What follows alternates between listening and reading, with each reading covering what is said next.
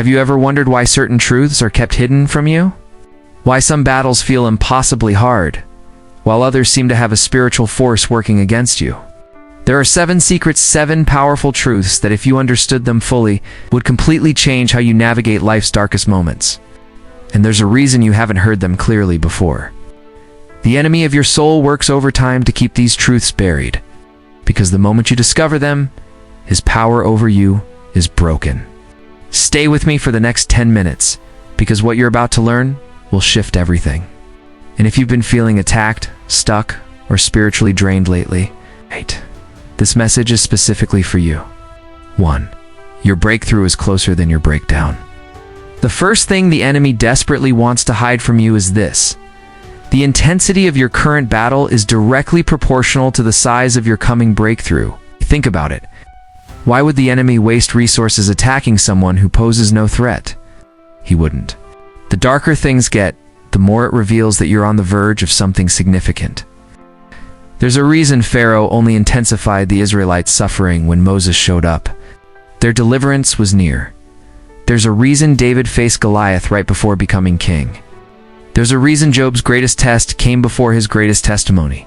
The enemy knows what's in your future and he's terrified of it.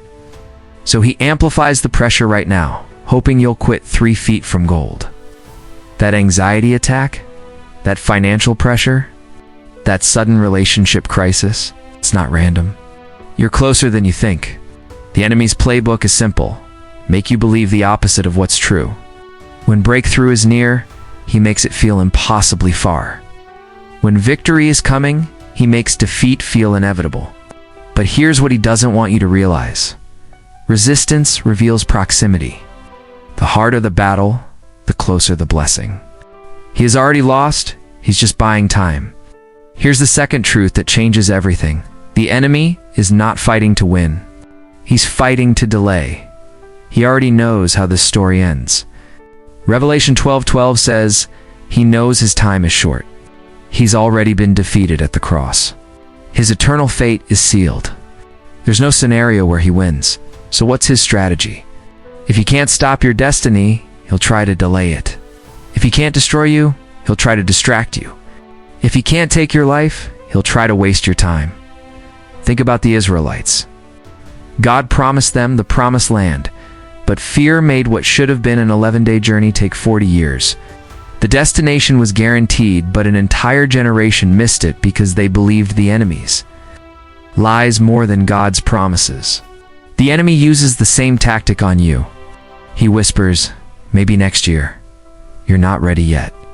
Look at how many times you've failed before. But here's the reality. He's stalling because he knows once you step into your purpose, his influence over you collapses. Every delay tactic, procrastination, distraction, discouragement, doubts is just him buying time. He can't change the outcome. He can only try to push back the timeline. And when you realize this, something shifts. You stop seeing obstacles as proof you're on the wrong path and start seeing them as proof you're on the right one. Your worship confuses his assignments. The third secret is a weapon most believers never use. Worship in the midst of battle doesn't just change your perspective. It literally dismantles demonic assignments. Paul and Silas weren't just passing time in that prison cell when they worshipped at midnight. They were engaging in spiritual warfare. And what happened? The foundations shook. The chains broke. The doors opened. When you worship in your wilderness, you're doing something the enemy cannot compute. He expects complaining. He expects anxiety. He expects you to curse God and give up. But when you praise instead, it short-circuits his entire strategy. Here's why. The enemy's power is rooted in deception. He makes you believe God has abandoned you, that your situation is hopeless, that you're alone in this battle. But the moment you worship, you're declaring the opposite. You're saying God is still good. God is still here. God is still in control. And that declaration isn't just for you, it's a battering ram against the enemy's strongholds. 2 Chronicles 20 tells us that when Judah faced impossible odds, God told them to send the worshipers out first. Not the warriors, the worshipers. And as they sang, God set ambushes against the enemy. Worship doesn't ignore the battle, it wins it. And the enemy absolutely does not want you to know how powerful your praise is. When you can't see a way forward, worship. When you feel overwhelmed, worship. When the diagnosis is bad, when the bank account is empty, when the relationship is broken, worship. Because the enemy can handle your worry. He can't handle your worship. He fears your potential more than your present. Here's a truth that might surprise you. The enemy isn't attacking who you are right now. He's attacking who you're becoming. He doesn't see you as you see yourself, flawed, inconsistent, struggling. He sees you as God sees you, anointed, appointed, dangerous to his kingdom. Think about Moses. When Pharaoh ordered every Hebrew baby boy killed, Moses was just an infant.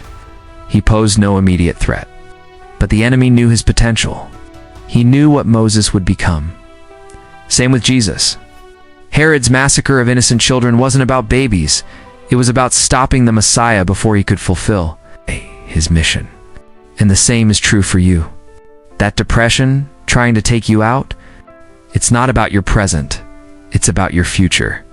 The enemy sees the lives you're going to impact, the chains you're going to break, the territory you're going to take, and he's trying to stop you before you get there. You might feel insignificant right now. You might think, why would the enemy even care about me? But that's exactly what he wants you to think. Because if he can keep you focused on your current limitations, you'll never step into your future assignment. The attacks you're facing aren't proof that you're weak. They're proof that you're dangerous. Your potential terrifies hell. And the moment you realize that, you stop playing defense and start playing offense. Isolation is his favorite weapon. The fifth thing the enemy doesn't want you to know is this. He can't defeat you when you're connected to others. So his first move is always to isolate you. Think about how predators hunt in the wild. They don't go after the herd. They separate one from the group. Because alone, that animal is vulnerable. Together, they're protected. The enemy uses the same strategy. He whispers, "Nobody understands what you're going through. You're a burden. They're judging you. You're better off alone." And slowly, you pull away. You stop going to church. You stop answering calls. You stop being vulnerable.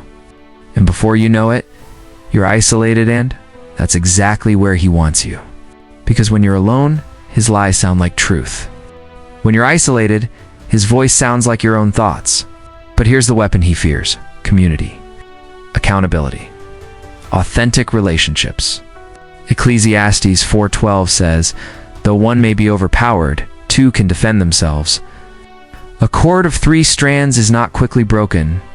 The enemy knows he can't take you down when you're surrounded by people who pray for you, speak truth to you, and remind you who you are when you forget. So he works overtime to keep you disconnected. He magnifies offenses. He creates misunderstandings. He makes you feel like you're too much or not enough. But the moment you break isolation, the moment you reach out, show up, and let others in, his power diminishes. You were never meant to fight alone. And the enemy absolutely does not want you to remember that. Here's the 6th secret, and it's counterintuitive. The enemy wants you to believe that your weaknesses disqualify you. But God's entire strategy is using weak things to confound the strong. Paul said, "When I am weak, then I am strong." Not despite weakness through weakness. The enemy wants you to hide your struggles, to fake strength, to pretend you have it all together. Because when you do that, you rely on yourself. And yourself is exactly where he wants you: limited, striving, exhausted. But when you embrace your weakness and depend fully on God, that's when his power shows up. Moses had a speech impediment. David was too young. Gideon was afraid. Rahab was a prostitute. Peter denied Jesus.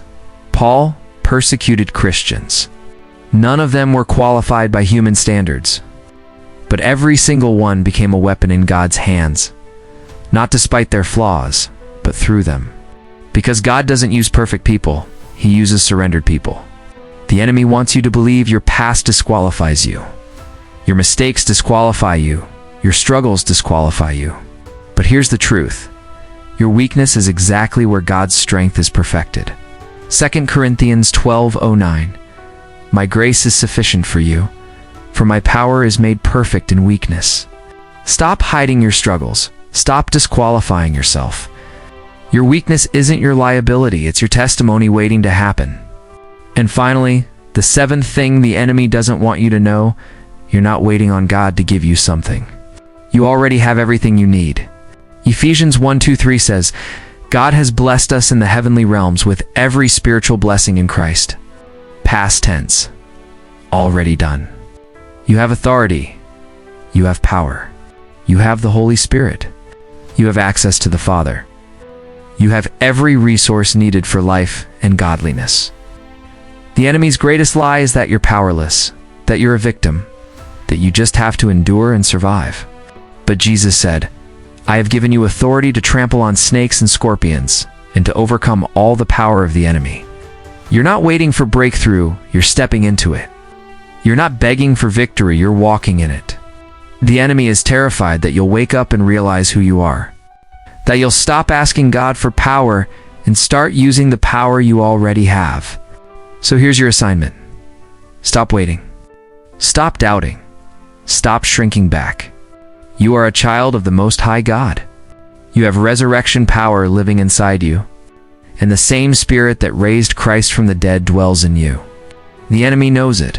It's time you believe it too.